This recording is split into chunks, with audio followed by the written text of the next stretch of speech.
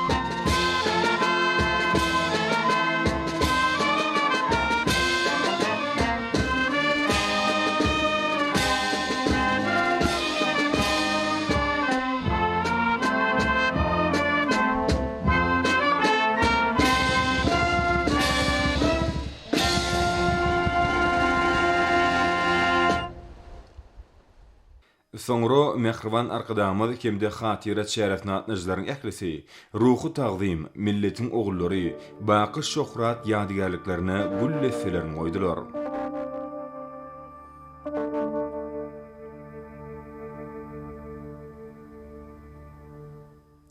Mehriban arkadamyz ilki bilen 1948-nji ýylyň ýer titremesini wepat bolanlaryň ýagty ýadygarlygyny hatirlap, ruhy tagzym ýadygarlygyna gül lessesini goýdy.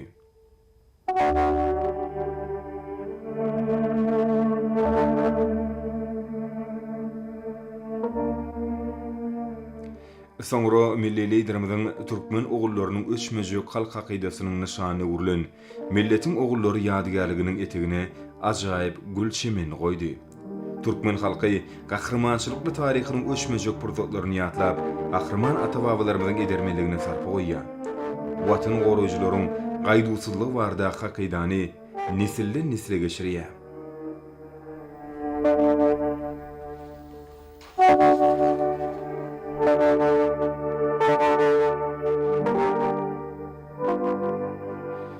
Soňra hormatly prezident bilen baqy şöhrat ýadygarlygyna gül lessesini goýdy. Watanyň azatlygy hemde garaşlygyny gazanan ata-babalarymyzyň edermeligi we gaýdusuzlygy barda şöhrat halkymyzyň taryhyny altın harplar bilen ýazyldy.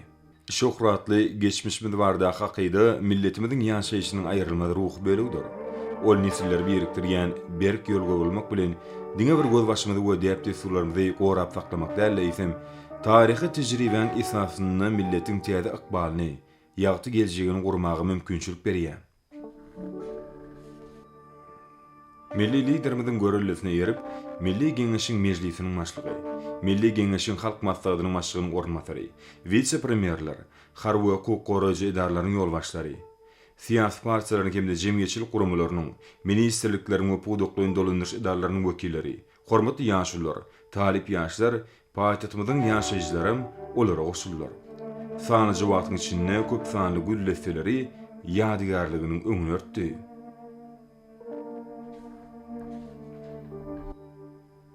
Adamzadyň taryhyny iň weýrançylykly ýer titremeleriň biri 1948-nji ýylyň Aşgabat ýer titremesinde pida bolanlar bardaky hasratly ýatlamalar olaň ýakynlarynyň we dogan garnaşlarynyň kalplaryny, halk hakydasyny hemişelik saklanýar.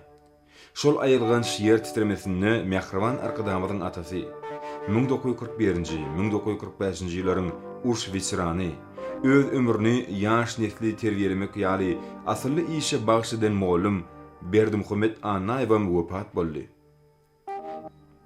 illeşlerimizin parahat we bagtyar durmuş uğruna janyny gurban edenler sarpalamagy belent ruhy nesillerimizin dawamatlygyny baglanşdyrýan ýörelgi bolup durýar.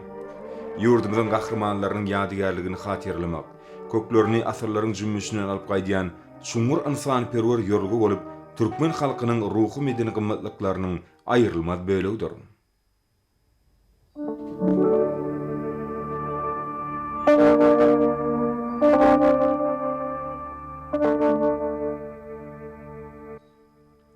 Hakyda halkyň ruhy dünýäsiniň bölegidir.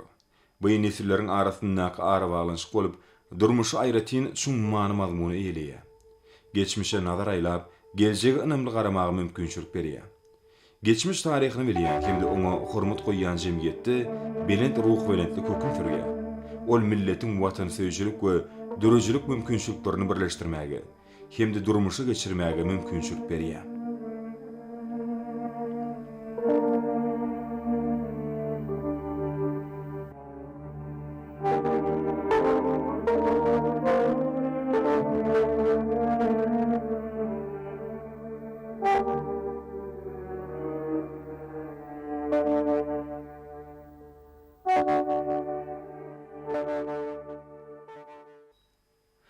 Hormat prezidentimiz ýadygarlyklar toplumyny halkymyzyň hemde watanymyzyň öňünde bitiren gahrmançylyk bilen taryhda üçmejek iz goýan, geljek nesilleriň bagtyar durmuşy we edi diýarymyzyň asydylygy üçin şirin janyny geçen meşhur şahsiýetleriň keşfi çekilen diwar şekillerini finledi. Olarda türkmen halkynyň taryhyny degişli möhüm pursatlar, milletiň geçmişine üçmejek iz goýan şahsiýetleriň keşpleri öz beýany tapdyr. Döwlet başlarymyz bu diwarlyklaryň şöhratly pederlerimizden gahrmançylykly ýoluny we dünýäni solup bitiren işlerini beýan etmek bilen bir hatarda. Ýaşlaryň watan söýjilik ruhuny terbiýelenmeginde de aýratyn ähmiýetligini belledi. Taryhdan belli bolşýaly türkmen topragyny bolup geçen wakalar, geçmişiň aýry-aýry pursatlary, şelde watan söýjiligiň belent nusgasyny görkezden meşhur şahsiýetler hemmeler üçin aýratynam ýaşlar üçin görüllü mektebidir. Şu maksat bilen bu yere ýürüýtü gedilençleri gurap, mektep okuwçylaryny, talip ýaşlary, halkymyzyň gahrmançylygy, şan şöhraty we senin taryhy barada giňişen gurrun bermeliler diýip arkadan prezidentimiz belledi. Hemde bu wagtda degişli ýolbaşlara bir näçe anyk taşyryklar berdi. Döwlet başlarymyz bu barada gurrun dowam edip, ýurdumyzyň ýaşlarynyň türkmen taryhyny, şöhratly pederlerimiziň mehriban toprağımyzyň asydylygyny, berqararlygyny hatyryny bitiren işlerini degişli maglumatlary bilen, şöhratly sahypalary bilen tanışmaklar üçin werur taýlalaryň edilmeliligini ünçekdi. Munyň üçin ýokary okuw mekdepleriniň jemgyýetçilik guramalarynyň we beýleki urduş düzümleriň bilelikdäki taýlalary werurdur. Özleriniň gahrmançylygy, watan söýjiligi bilen taryhda öçmejek ýyl goýan pederlerimiziň nusgalyk ömürleriniň geljek nesillere ýetirilmegine bu gymmatlyklara möhüm orun degişlidir diýip hormatly prezidentimiz belledi. Soňra hormatly prezidentimiz bu ýerden ugrady. Türkmenistan prezidenti Gurbanoğlu Berdimuhammedow Janab Kisidow Femiyo Ýaponiýanyň premier ministri wezipatyny saýlanylmagy münasibetli mäherli gutlawaryny hem iň gowy arzulary ýolady. Döwlet başçymyzy Türkmenistanyň Ýaponiýa bilen syýasy, sowda, ykdysady, medeni insan-perwer we beýleki uğurlar boýunça ýoly bilen hyzmatdaşlyga ýokary baha berýändigini bellep, strategik häýaty ewren türkmen Ýapon gatnaşyklaryny mundan berägim ösürmek üçin birlikde tagalla edilecekdigini berk anamelerdi. Hormatly prezident bizi şu ýakymly mümkinçilikden peýdalanyp, Janab Kisidow Femiyo berkjan saglyk, bagtyarlyk hemde ýurduň rowaşlygynyň bähidini bu ýokary döwlet wezipatyny üstünlikleri arzu etdi.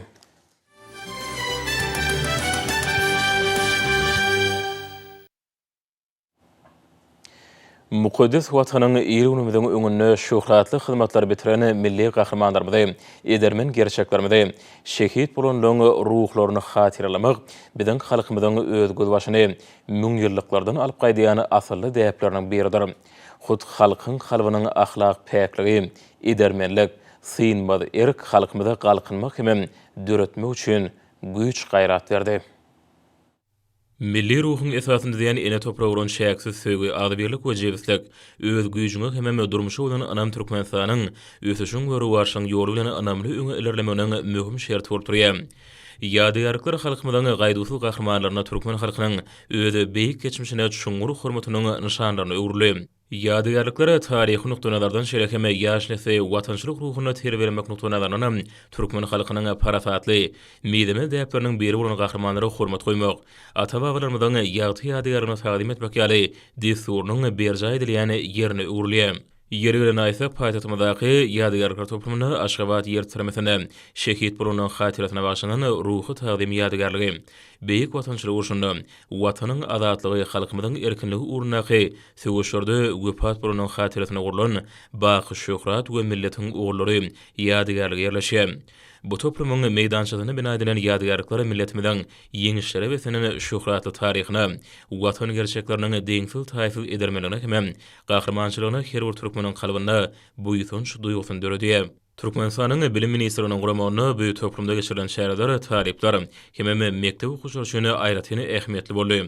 Bu ýere bilen her bir adam ýer ýüzünde ençeme döwletleri gurup, umumy adamzat gymmatlyklaryny ägurt uly goşan goşany gahraman türkmen halkynyň gaýdusuzlygyny hem mertligini hemme tarapyny göz ýetirip biler. Halk hakydatyna milli däpde surulmada uly hormat goýulýanygy, milli gahramanlarymyzyň hatiratynyň belem tutulýanygy, bu ýadygarlyk toplumyny öz aýdyň beýan tapýar. Häzir türkmen topragyna ýaýwanlaryny ägurt uly özgörtmeler hormat prezidentimiň şöhratly ata-babalarymyzyň belent ansanperwerlik hem dörüjülük däplerini esasanan döwlet siýasatynyň aýdyň nyşanlary bolup durýar. Diyarmyzda urulýan ak mermerler ajaýyp binalar ýurdumyzyň şäherleriniň hem owalarynyň uquny özgörýän keşfi, ýokary amatlikly ýaşaýşlary, döwrbat mektepleri, şipahanlar, medeni merkezler, sport esgalary, senagat kärhanlary, bularyň hemmesi häzir Türkmenistana maraşyrlayan işleňi netijesi bolup, edermen watandaşlarymyza beýik watançylyk urşunyň hem Göktepe töwüşiniň gahramanlaryna hormatyň we hoşallygyň beýany urly. Çünki hiç gaçan öçmejek şöhratlyk hem zähmet edermenligi bugün biziň güllä ösýän garaşy döwletimizde bagtyar ýaşamamyzyň hem geljege anamly garamamyzyň giri bolup durýar. Şoň üçin hem mukaddes toprağymyzda azudylyk hem agdybirligi gözüň görüjden goramak, watanymyzyň şan şöhratyny belende galyrmak biziň mukaddes borjumyzdyr.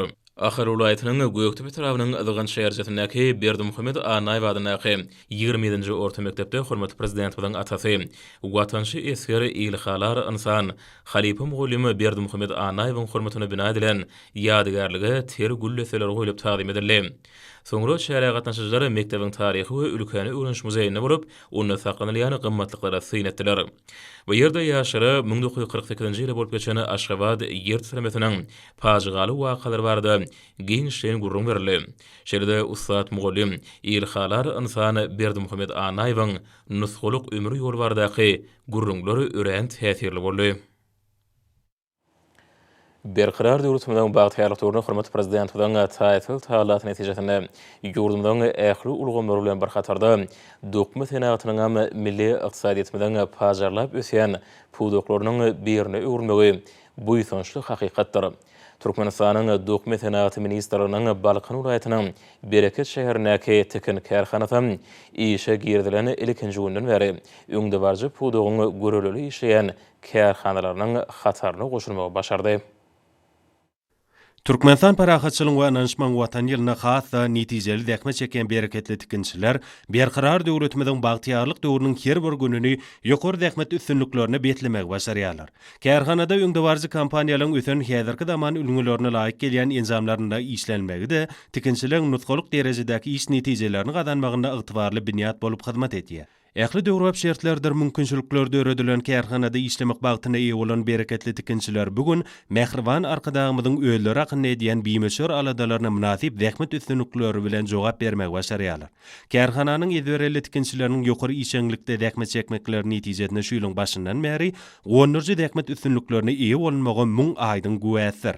Döwrap kärhanada şu ýylyň başyndan bäri 10.459 000 manatlyk dürli tikin önümleri öňürilip, bellenen meýilnamy 133 göterim ýerine ýetirildi.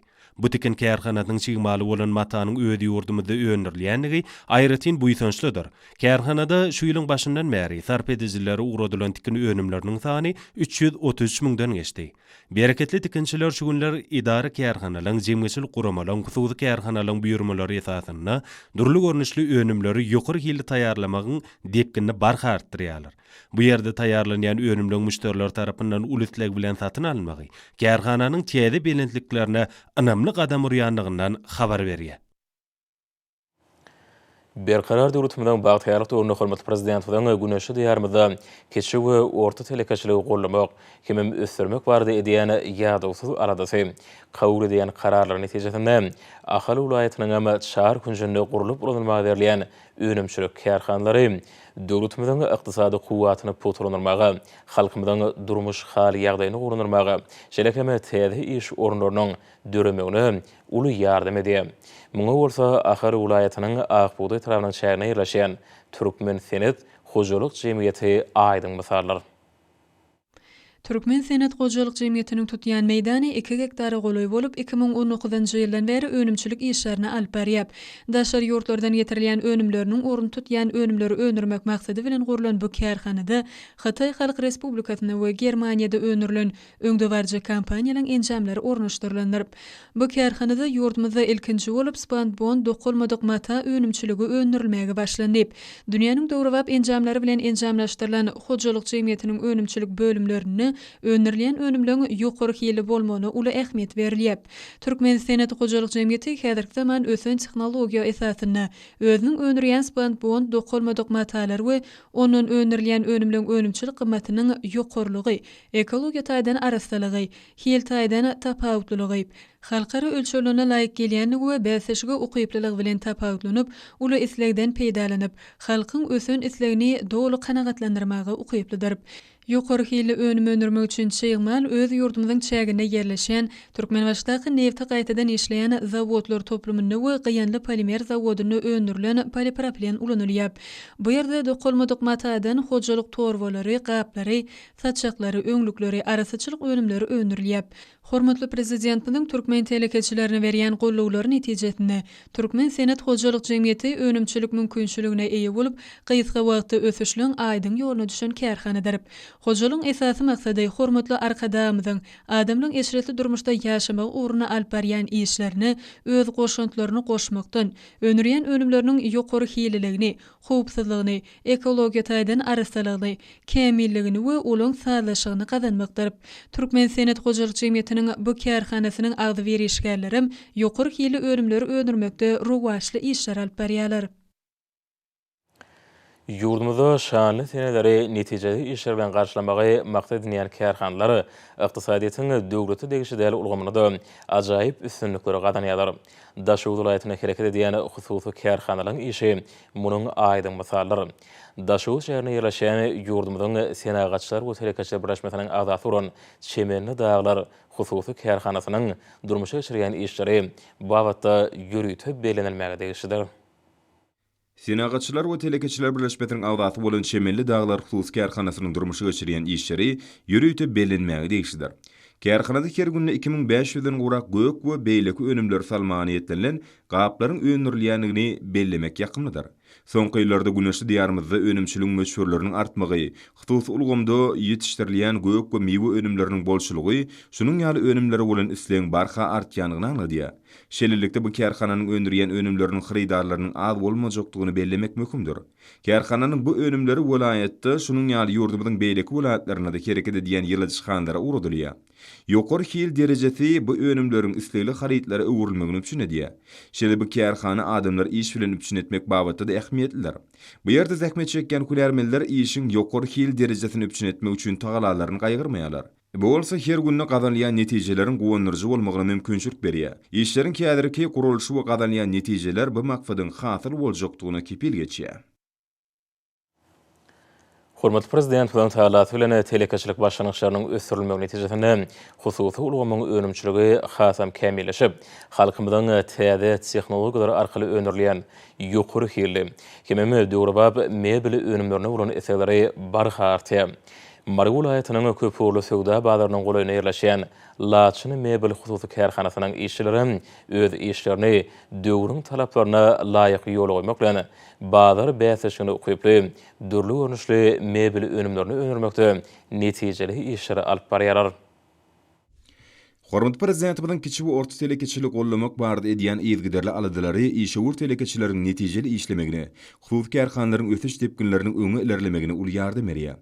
Ýurdumyzda telekeçiligiň erkin ösmek üçin dördülen amatly şertlerden peýdalanyp dekme çekýän Türkmenistanyň Senagatçylar we Telekeçiler Birleşmesiniň agdaty bolan Laşyn Mebel husus kärhanasynyň telekeçileri halkymyzyň mebel önümlerine bolan isleglerini kanagatlandyrmakda birnäçe işler alyp barýarlar. Kärhanada daşary ýurtlardan getirilýän haritlaryň orun tutup bilýän önümçiligiň ýoly goýulmagy bu ýerde ýokary hili we döwrwap mebel önümlerini öndürmäge uly mümkinçilik töredýär. Agaç önümlerini timarlaýjy, kesici, ýonyjy we ýylmaýjy kämil enjamlaryň tejribeli agaç ustalary tarapyndan sağlaşykly işledilmegi netijesinde her günne durly görnüşli, durly ölçekdäki mebel önümleriniň birnäçe taýýarlanýar. Ýeli hünärli agaç ustalaryny taýýarlaýan mebel önümleriniň hataryny häzirki zamanyň talaplarına laýyk gelýän ýaşaýyş jaýlarynyň mehmanhana, aşhana we iş otaglary hemde çağalar otaglary üçin mebelleri, durly ölçekdäki ýumşak mebelleri, edara kärhanlary üçin taýýarlanan ýürüýte mebeller görkezmek bolar. Bu mebeller çeperçilik bedegleri we hil wagtda daşary ýurtlardan getirilýän haritlaryň orun tutup bilýän mebellerdir. Işewur telekeçiler öýleriniň dörjülükli gözlegleri arkaly mebel önümçiligi boýunça oňyn we täze döwrwap çözgütlerim tapýarlar. Işewur telekeçileriň öňürýän mebel önümleri ýurdumyzda geçirilýän sergilerde de bätleşik okuyuply haritlar bolmak bilen aýratyn tapawutlanýar. Türkmenistan parahatçylygyň öňünçmen watan ýylyna hasam joşguly dekme çekýän bu husus kärhananyň işçileri halkymyzyň ösen isleglerini kanagatlandyrmak maksady bilen şu günler mebel tüýsürekden çykýan alkyşlar aýdýarlar. Ýurdumyzda telekeçilik ulgamyny ösürmek milli ykdysadymyzda täze berendikleri götürmekde has ileri tutulýan urlagy bir bolup durýar. Hormatly prezident hodan bu ulgama degişli kabul edýän taryhy kararlaryň netijesinde tutuş ýurdumyzda bolşýaly. Balkan vilayatynda da dürli önümleri önürýän telekeçiligiň döwrwap hususy kärhanalarynyň sany barha artýar. Ata watanymyzyň ykdysady kuwatynyň artmagyny, hem halkymyzyň ýaşaýyş durmuş derejesiniň ýygdarly ýokurulmagyny, bereket etrawynaky nurly meýdan Daýhan hojalygyna bitirilýän işlerim aýratyn bellenmäge münasipdir. Gahrman arkadagymyz watanymyzyň ykdysady kuwatynyň artmagyna türkmen telekeçileriniň möhüm orna eýleýändigini aýratyn nagtap, telekeçilik işini düzümleýin üýtgedip gurmagy hemişe üns merkezine saklaýar. Bälim bolşýaly diýarymyzyň telekeçileri milli ykdysadyýetimizi ösürmäge münasip goşun toşup, dürli podoklarda netijeli işleri alyp barýarlar hemde daşary ýurtlardan getirilýän haritlaryň orun tutup bilýän önümleri öndürmekde nusgalyk işleri amala aşyrýarlar. Balkan vilayatynyň bereket etrawynaky nurly meýdan Daýhan hojalygym ýurdumyzda telekeçilik ösürmek babatda amala aşyrylýan giň mümkinçiliklerden ýerlikli peýdalanyp, ýokary önümçilik görkezjilerini gadanýan hususy kärhanalaryň biridir. Hormatly prezidentimiziň ýurdumyzda telekeçilik ösürmäge bergen üns aladalaryndan ruhlanýan Daýhan hojalygynyň hünärmenleri önürlýän önümden öýdüne düşýän bahasyny arzanlatmagy, ýerden suwdan rejeli peýdalanmagy, işleri ýeňilleşdirmäge niýetlenen kämil tehnologiýalar ulanmakda uly tejribe toplaýarlar. Daýhan hojalygynyň ýanyna tergüwleri ýetişdirmäge niýetlenen döwrwap ýyladyşgany hereket edýär. Ählamatlyklary bolan bu ýyladyşganada ýetişdirilýän ajaýyp bäwürler uly eslegden peýdalanýar. Şitilleri ýerli ýagdaýa uýgunlaşdyryp, olardan dürli görnüşli sagdyn bäwürleri almakda Daýhan hojalygynyň bagwanlary yklasly dähme çekýärler. Hormatly Almernurto ýurdumyň aýtyna we paýtaht Maşgabatda 6-njy oktýabrda saat 20-den 7-nji oktýabrda saat 20-de boljak howa bardy.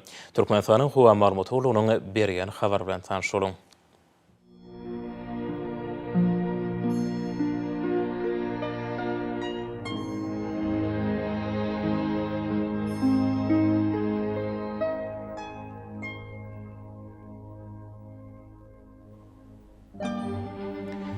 Balkan vilayatyny ötüp ýamurtgal ýaşar Demirad Gunoran teleskont 9-4 metr ýetýän şemal utar.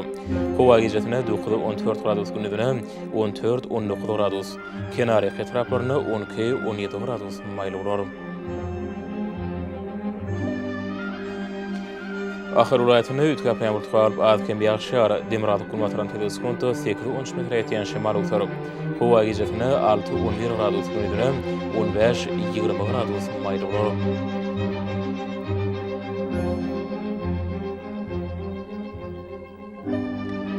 Marul ayetini ütüp yamurtqalıp Demradukun vatran teleskuntu 8-13 metr etiyen şemal utarım. Hova gecetine 5-10 gradus gündüzüne 17-22 gradus mayıl olur.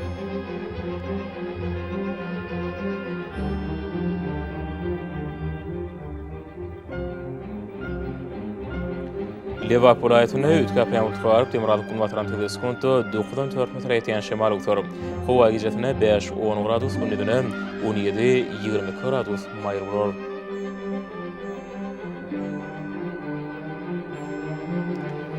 Daşuğdun ayetini ütüp yamurtqalıp adkem yaşar Demradukun oran teleskuntu 9-14 metr etiyen şemal utarım.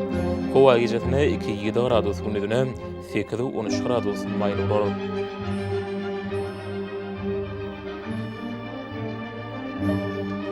Payitahtın Aşgabatda ütüp yamurtqalıp Demradukun vatran teleskuntu 8-10 metr etiyen şemal utarım. Hova gecetine 7-9 gradus gündüzüne 16-18 gradus mayıl olur.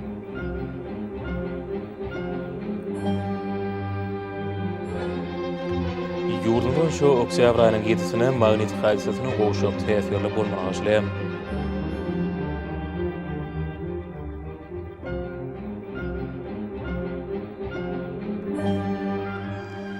Edi vatandaşlar, göz pasyny günüň dowamyny howanyň derejesiniň ütgeýäniňi nazar alyp, pasylaryň aýratynlyklaryna laýyklykda geyinmegi. Şeýlekem häzirki wagtda howada tozan böreçikleriniň kadadan sekli oturum artma bilen baglanşykly howa şertleriniň adamyň bedenine ýetirip biläjek. Oňoýsuz täsirleriniň öňlenmek maksady bilen agyz burun örtügini ulanmakly maslahat berýär. Mehriban ileşler, bulary berk berjay etseňiz, ýylan islenip pasanda öz saglyňyzy gorap bilersiňiz. Mehriban adamlar, şunun watan habarlary peşimiz jemleýäs. Berkarar döwletimiň bagtyarlyk töwrüne aty watan Türkmenistan, ähli wabatlarda öz şöhretine, ähli şuňda bolsa halkyň bähbidi bar. Çünki biziň ýurdumyzda döwlet adam üçindir. Hoş sag bolun, edileşer.